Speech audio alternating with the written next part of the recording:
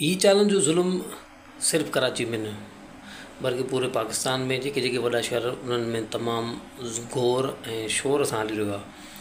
हीअ जेका तस्वीर तव्हां हिन टाइम ॾिसी रहिया आहियो इहा हिकु रिक्शे ड्राइवर जी आहे जेको लाहौर में आहे ऐं हू रिक्शो हलाईंदड़ आहे। हाणे रिक्शा वारा छा कमाईंदा हूंदा, ॾींहं में को 1000-1500 वधि में वधि अगरि तमामु घणी अगरि उन्हनि खे सवारी लॻनि त 2000 बि तमामु घणो मुश्किल सां ठहंदो हूंदो उन्हनि जो। उन्हनि खे अगरि हिकिड़े ॾींहं में 2 चालान लॻनि ॿिनि हज़ारनि जा, तो ग़रीब काॾे वञे, कीअं पंहिंजो गुज़र सफ़र करे।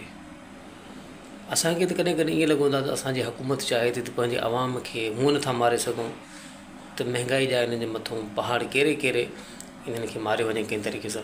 हाणे हिन रिक्शे ड्राइवर जेको आहे सो ख़ुदकशी करण जी कोशिशि कई, हुन पंहिंजे रिक्शे खे बि साड़ियो ऐं उन सां गॾु पाण बि सड़न जे लाइ हू तयारु हुयो।